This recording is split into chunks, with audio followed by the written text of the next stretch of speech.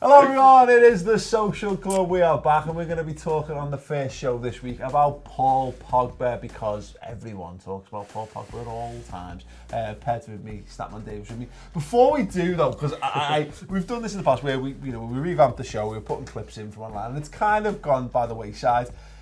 You saw this Grant Holt wrestling clip? Is this the best thing that's happened? It's very interesting. It's the best thing that's happened to Grant Holt. It's the best thing. He did the Shawn Michaels flip over the top. No, he didn't. No, he didn't. Okay. He had to get the peg off and throw him back over. No, but he was doing it, wasn't he? He was doing it. He was in the process of doing it. I didn't think Grant Holt, Grant Holt was never in the peak of physical condition at the best of times, and he won some sort of Royal Rumble. So yeah, brilliant, fantastic. Just thought we'd throw that in there unsolicited. Pogba. I've got Pogba versus Mourino, Dave, because Paul Pogba's come out and there's a number of quotes, and one of the headline ones was, "We're at home, we should play much better against Wolves, we're here to attack." You criticised me for only having this quote in there because do you think he's being misquoted? A little bit, yeah. I think people are sensationalising some of the quotes, but there's a lot of quotes out there. Don't get me wrong. I think I agree with what Pogba's saying, though. I agree that at home United should attack. The thing that has been kind of missed by the media is that United were quite good up until the Wolves goal. I thought they were playing quite well. It was some of the best passing football we've seen in a while at Old Trafford. There was some lovely interplay. Fred was getting involved deep. Of course, his substitution was very weird. Well. Lovely goal. And then, we forget that Pogba got that assist. Pogba created that goal with a brilliant first touch. But again, attack more. How United played in that last 20 minutes, get the ball in central midfield, get it to centre-back and just punt it along. Well, it's frustrating. Yeah, well, it's interesting because I've taken this from Sky Sports, but he was asked why United did not adopt a more positive approach, and he said, I can't tell you because I'm a player. It's not me. I'm not the manager. I cannot say that. But brilliant. It's word for word. But obviously we should show more options of playing. But I cannot say that because I'm a player. That's my way of thinking. We should move better. We should move more. If he's talking about the style of play, that is the manager.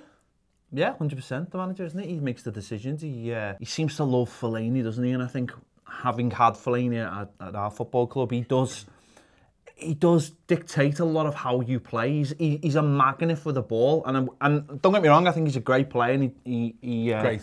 No, I do think he is a great player. He's not necessarily a great player if you want to play really attractive football, but he is a great player. Is Diego Maradona a great player? Yeah, he's a great player. Second greatest player, but with somewhat different things. Yeah, I'm just saying that Fellaini's a great player if you want to play a certain type of way, but he dictates how you play as soon as you have him there. That was the interesting side because Fellaini at the start of the game was playing deep as a defensive midfielder. Next to Fred, Pogba was more advanced. Pogba getting on the ball in those areas.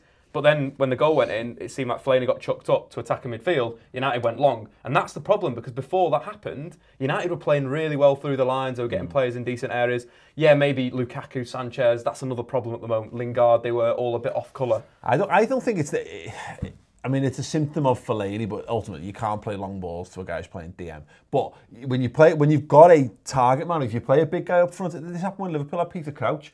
Jamie Carragher just rubbed his hands together. He's like, I can hit him all day long, And it starts off as being a weapon in your arsenal, and it becomes very fast the way that you play football. It's not a problem if you actually win it. Like, you look at Watford, they've been brilliant in the Premier League this season, playing Deeney and, of course, Gray, right?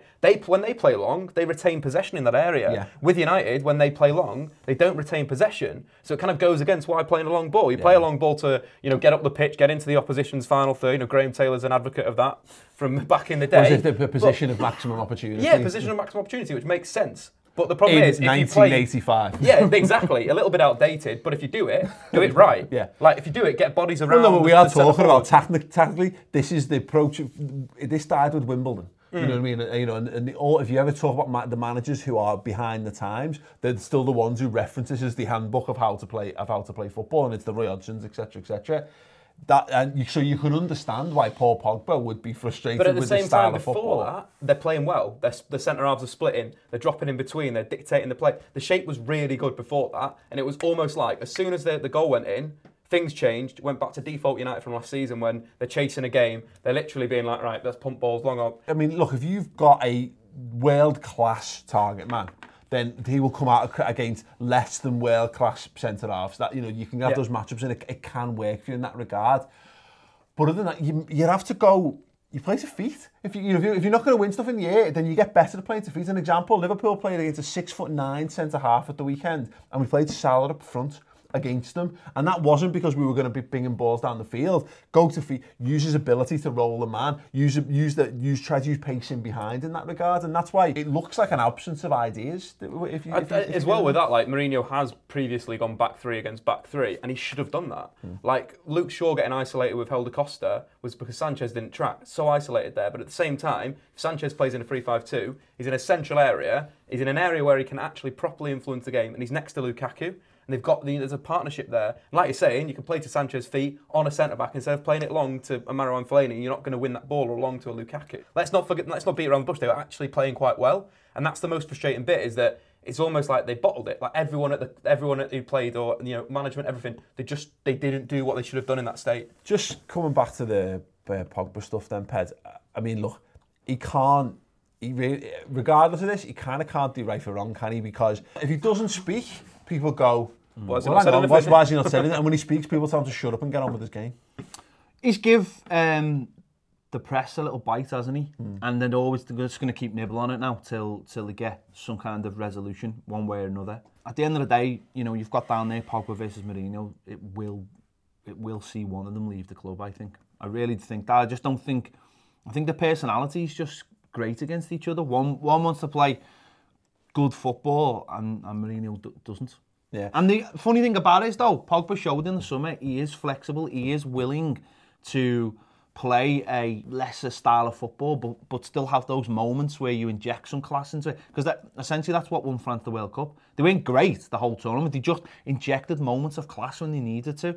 And if Man United did that, they'd get a lot more out of him, and I think a lot more out of the players. And as he showed, he's willing to do that, but for some reason, for that reason, I think they're butting heads. But at the same time, Pogba's been United's best player last three, 4 games. Like, in the last two goals and 2 assists, completely ran the show against young boys, playing as this a free role in a 3-man midfield.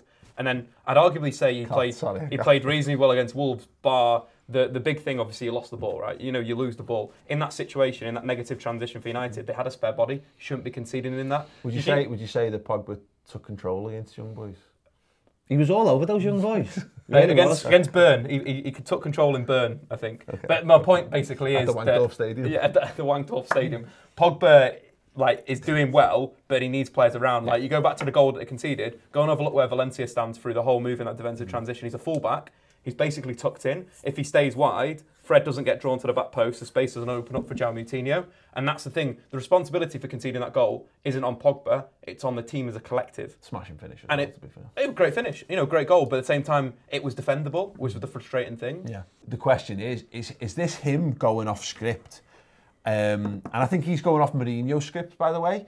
But is this him doing the thing where he's captain at the moment? In and out. I think that's the problem. Like you said, there's no character. There is no real leader, so it's fallen on Pogba. Whereas in an old United team, Pogba wouldn't have been the guy, would he? But you can see how in the pre-match, and he's there, he's going around, going to everyone, he's getting the handshakes, and he's finding people up. He's clearly trying to take that role on. Is he speaking for the rest of the team when he says this? Because we all have this situation where things aren't right in your work or life, and someone who's considered the focal point feels that they're speaking for it. They'll step. Well, funny enough, when Sir Alex Ferguson was at the club, Roy Keane said things like this, but Ferguson indulged him and allowed him to say these things, even if he didn't always look good for Ferguson. It was a way of the team getting their thoughts across. And as long as the results were on the pitch, he didn't mind him criticising, not necessarily Sir Alex Ferguson, because that never really happened, but other players. And that's where I think Mourinho's missing a trick here. I think he should just be allowing Pogba to say, not criticising him as such, but Mourinho's always has got his greatest trait in the media is deflecting attention away from the team. I think this is only this is similar. So why not give him the captain's armband and let him just almost push the narrative? The problem is that Pogba's complaints are complaints that are swinging back toward the manager. And the problem is, and I think he's been on this charm offensive in the last couple of weeks, Mourinho. Some people saying he's doing stuff that Klopp does, and it's like, you don't criticise Klopp for it. It's like, it's that Mourinho going and speaking to the fans and sitting in with the disabled fans at the under-23s and all. I don't want to be an horrendous cynic, and I'm not, but it strikes me. Don't be a cynic then, Paul. But it strikes me as very... just a nice guy, Paul, isn't he, right? just? Everyone, just so a nice guy. He strikes me as the guy, he sees the end coming, and so Pogba doing that, that's not him. He doesn't have. I don't feel like Mourinho's got control of this kind of stuff, because inevitably, you can't, if he's mentioning the tactics and saying I'm just a player, well, he's throwing the manager. He's got to be throwing the manager. I think there's some interesting sides of what you guys just discussed then. First of all, I think Pogba's not responsible for the whole team. I think he's responsible for a certain clip within the dressing room. Make him responsible for the whole team. I agree with that. And you break that straight up, because as soon as you make him responsible, there's no way he can't have that little click, and suddenly he's responsible to everybody. And I think that's where Mourino can bluff him in this.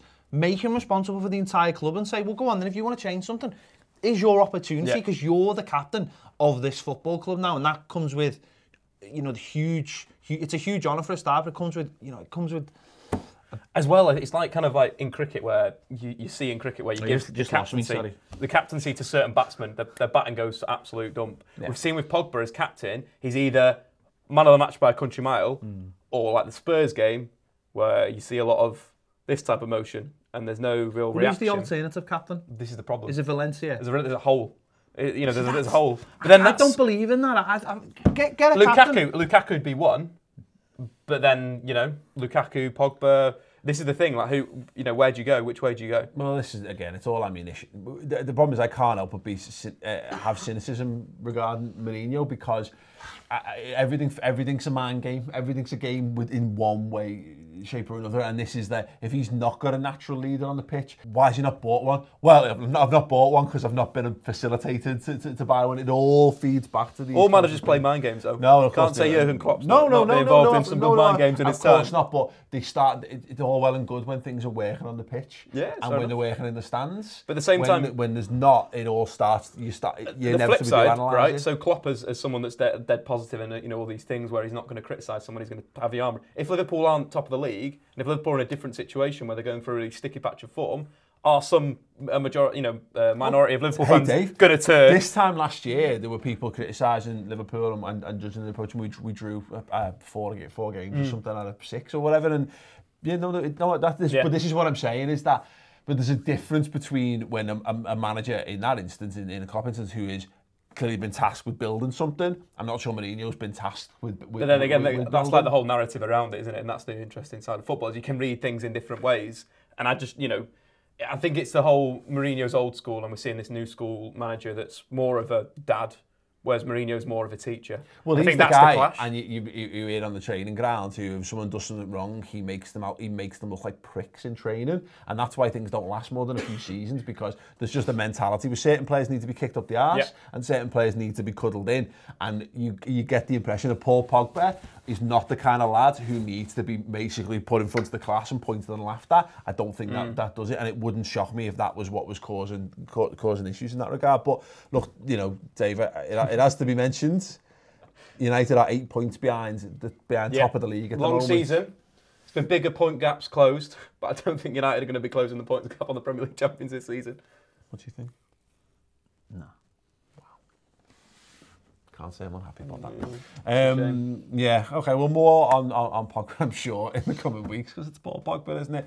Let us know your thoughts on what we've discussed in the comments below. Don't forget to subscribe to the channel as well, and to the channel of these fine gentlemen alongside me. Other than that, if you've enjoyed it, drop a like, and we'll be back later on in the week. I think Tuesday, we're going to be talking about the League Cup, why it's a bit crap, and how we can fix it.